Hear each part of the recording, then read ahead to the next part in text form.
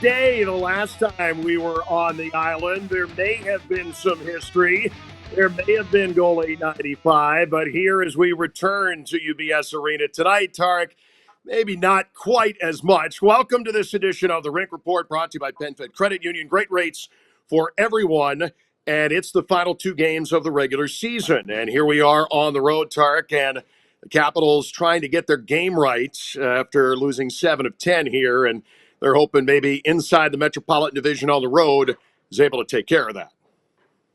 John, I got to imagine that ticket prices are slightly down from the last time the Capitals were at You UBS, think? just by a little bit. But yeah, you nailed it there. The Capitals have exactly two games to get themselves together. They are 3-6-1 in their last 10. That is 29th in that span in terms of standings points. 31st in goals against, 4.50 per game. Only San Jose is worse than that right now. The goal differential -20 in that span. Power play's been good. Penalty kill, not so much. Goaltending numbers haven't been super awesome, great. But I will say this. If you look around the league at other elite teams that have had a very good regular season, the Caps aren't far off from a lot of other teams in the last 10. Just look at the standings here, John. Last 10 games: Florida 4-5-1, Carolina 4-5-1, New Jersey 4-5-1, Dallas 4-4-2, Minnesota 4-4-2, Colorado's even only 5-4-1. So there are a lot of teams that clinched early and have kind of been in cruise control, waiting for the fun part.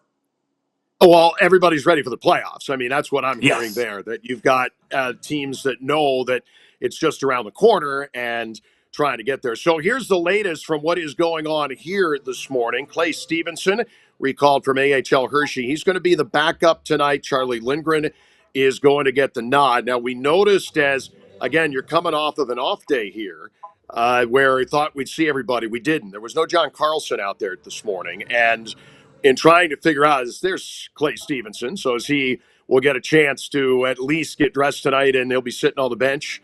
I never know what may happen. And maybe, and we talked about this on the show too, maybe he gets an opportunity, who knows, maybe even in Pittsburgh. But as far as this one is concerned, John Carlson, at least a question mark, and Spencer Carberry talking just a few minutes ago, was pretty vague in what he was saying about lineup.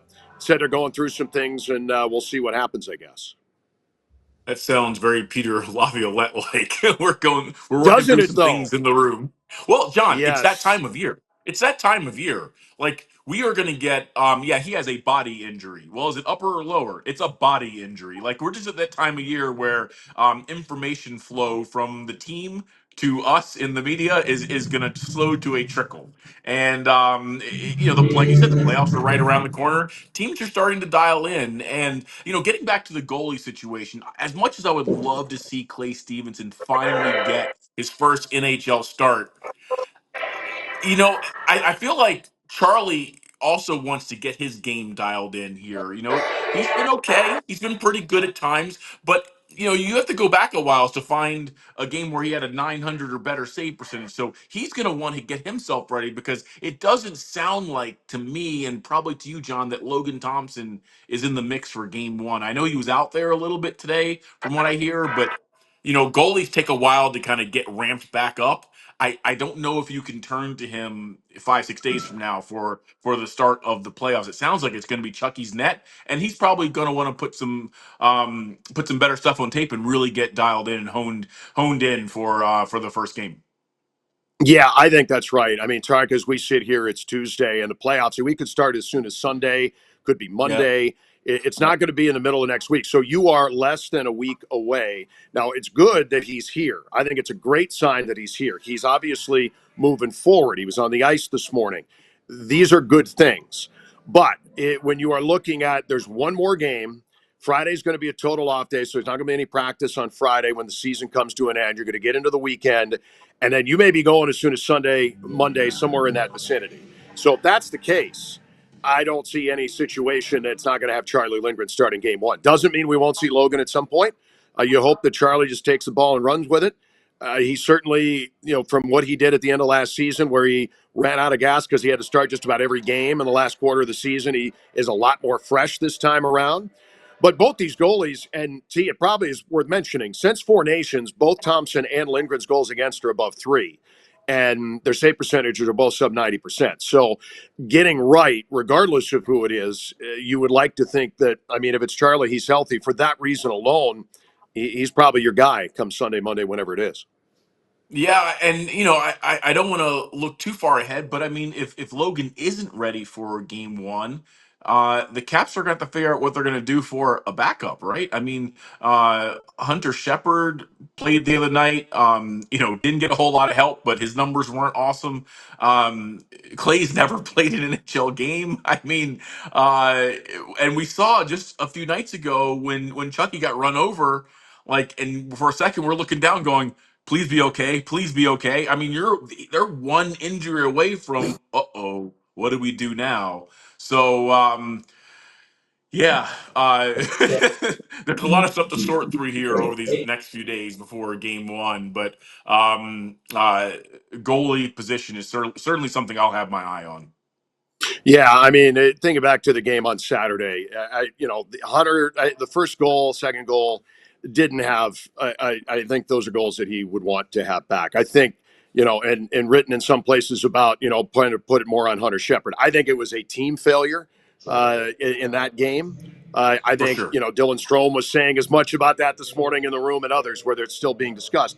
I mean, he's still potentially an option. Clay Stevenson doesn't have any NHL experience. And I think the hope, Tarik, would be that you would say, okay, Logan is going to back up. I think the best case scenario is that he's good to go to back up. He's back into the fold. And that's what we see and hope for But John, in but getting John, ready for this game. John, I'm totally with you there, but I mean, even if that's the case, Logan may not have played an NHL game in a few weeks. You know what I mean? Like, either way, I'm a little concerned about that position, and we know how goaltending, tends to play an outsized role in determining playoff series. So again, something to really, really keep your eye on. You hope Chucky can have, two really good starts here and go into the playoffs feeling very good about his game. And we're not discussing this, and it gives Logan time to get himself healthy and back in the lineup. Because for most of the year, goaltending was the Capitals' strength. I mean, they were one of the best tandems in the league. I mean, Logan Thompson was a Vezina Trophy candidate until about February, right? Again, something that bears watching for sure. No question. Our Katie Florio with us here on the island. And a little while ago, she caught up in the room with Rasmus Sandin. Well, Rasmus, I want to start with your defensive game and how much it has improved over the course of this season. What do you credit that growth to overall? I think overall as a team, I think we've just been playing better. Shows a lot on the numbers compared to last year. And also the coaching staff has been helping me a lot. I think it was something we talked about after last season that we wanted to keep growing. And we've been working on small details and a lot of video together. So I feel like it's come a long way this year. How much has your size played a factor in the way you want to play your game and sort of find your style? A lot. I'm not the biggest guy, so it's not like I can, pinch guys up the wall and, keep them there for a very long time. So I just got to be smarter and have a better stick and just think the game a little bit different. But it's something I think I've taken huge steps and something I'm pretty happy with over this year. And on the lines of size and physicality, we see you drop the gloves in Columbus. I know it was a chippy game, and that's not something you do often. So how did all of that kind of transpire? No, I think everyone on our team was pretty pissed just overall in that game. It didn't really go our way. So, I was at my first camp a little bit with him too that I dropped against. But, I don't know. The opportunity just presented itself, and felt like it was a good way to get some anger out. So, that was fun. Well, with these final two regular season games, it can be tough when you clinch so early, then you're Eastern Conference champions. How do you guys kind of maybe reel it back into, not that you're not taking it seriously, but sort of find that game again leading into playoffs and fine-tune some of the mistakes before we get to the postseason? Yeah, I think for us, it's more just focusing on ourselves and find our game and prepare ourselves as good as we can be for playoffs.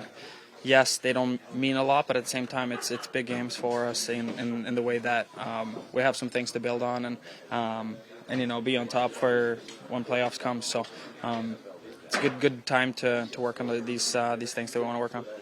Thank you, Rasmus, for your time. Good luck tonight. Thank you. All right, Rasmus Sandin chatting with Katie this morning as you see him on the ice here at UBS Arena. And the Capitals trying to get some offense. Alex Ovechkin doesn't seem to have any trouble scoring. He has been otherworldly since coming back. I mean, certainly from Four Nations, but really all season. He's got 43 goals and he missed 16 games. But, T, they got to get some other offense from other places here. You've got a guy like Connor McMichael doesn't have a goal in 10. Pierre-Luc Dubois has gone a little quiet here. I mean, some of the guys in the top six, you need a little bit more across the board. And missing Alexei Protas, who's here but not skating. That's obviously maybe a bigger loss than we thought it was.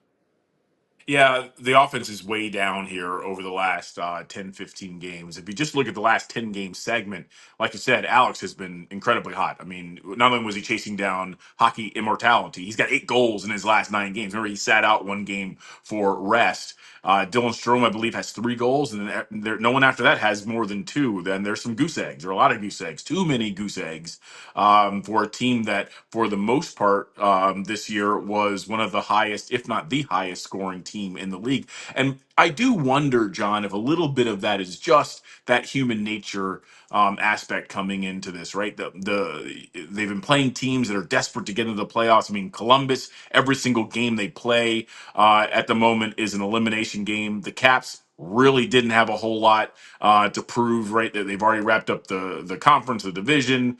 They weren't able to track down Winnipeg for the President's Trophy, but no one really cares about that ugly trophy. So I don't know.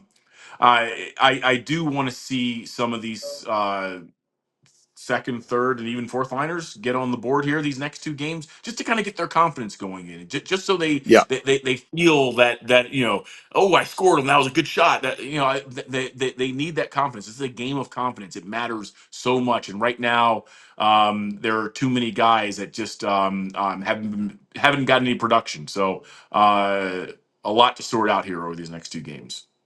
Yeah, and in other guys too, like Anthony Beauvillier, he's I think 8 games without. Ryan Leonard has come close and has certainly, I think, played very well. You'd like to think Yeah, that he starts to get something going there too, because he certainly has put himself in good position. So for it sure. seems like they all kind of went snake bit at the same time. I would say on the flip side of that, as we talked about some of the other teams that are scuffling a little bit right now too, and everybody waiting for the start of the Stanley Cup playoffs, better to have those bounces not going your way now than say next week. And maybe these guys are due a little bit as we will transition a little bit here into how about who the Caps are going to face in the playoffs. This is not done. I thought this was going to be done on Sunday. It wasn't. We thought it was going to be done last night, and it's not. And as someone who certainly loves Bell Center, City of Montreal, and a team that, much like Washington last year, they don't have a lot of playoff experience on that roster.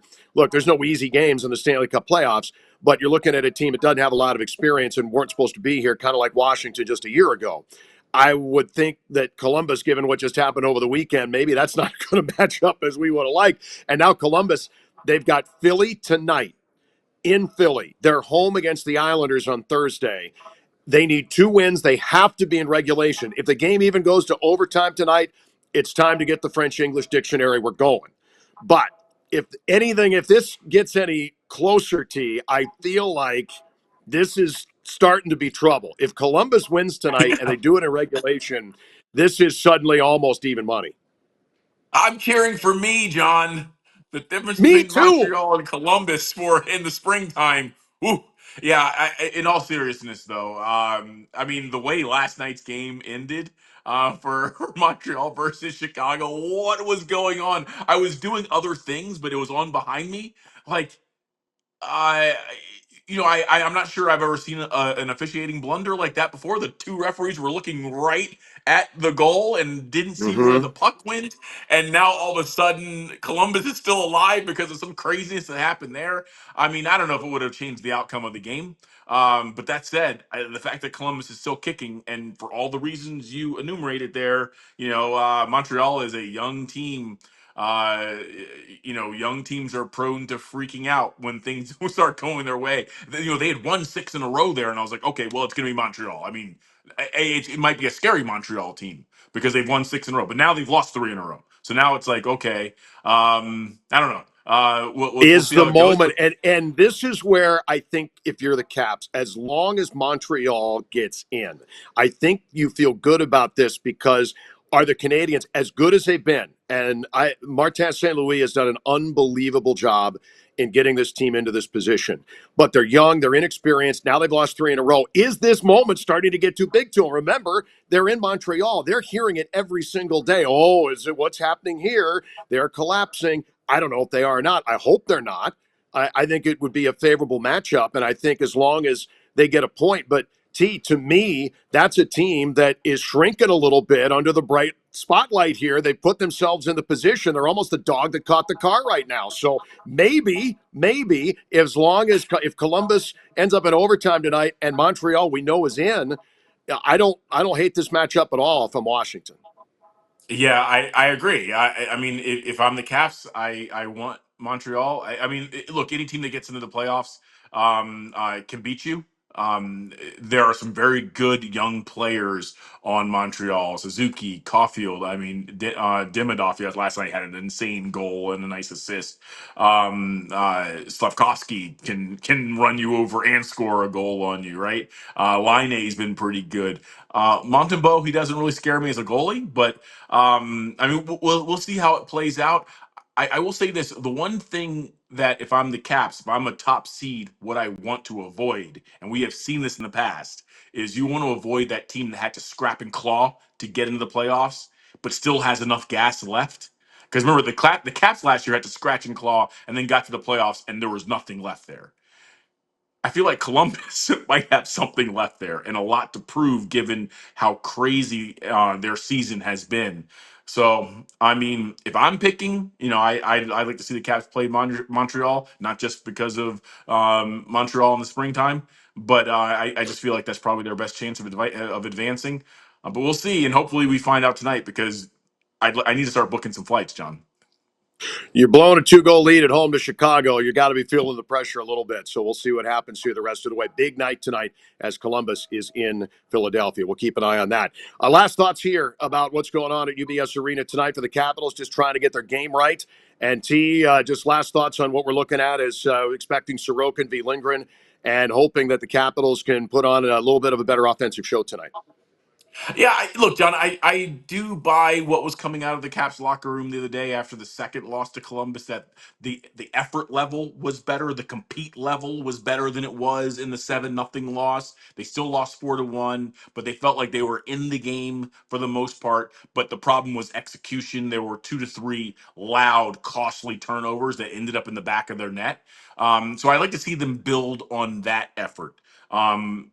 But maybe get 2 points as well. I like to see them not just, have a moral victory. I mean, this is the Eastern Conference champions we're talking about here. I would feel much better about next week if they go in with a good, clean win on the island and then can close it out with a good, clean win in Pittsburgh. Good goaltending, good defending. Again, fingers crossed, health. Maybe we see LT at some point. I feel like these next 3-4 days, John, are going to be pretty instructive as to what we can expect next week from the Capitals.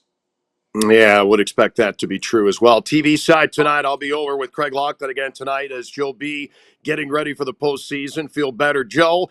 And on the radio side, Feel better, Zach Joe. Fish has you covered on 106.7 The Fan with Ken and Katie Florio. That is our show. This edition of Rink Report brought to you by PenFed Credit Union. Great rates for everyone.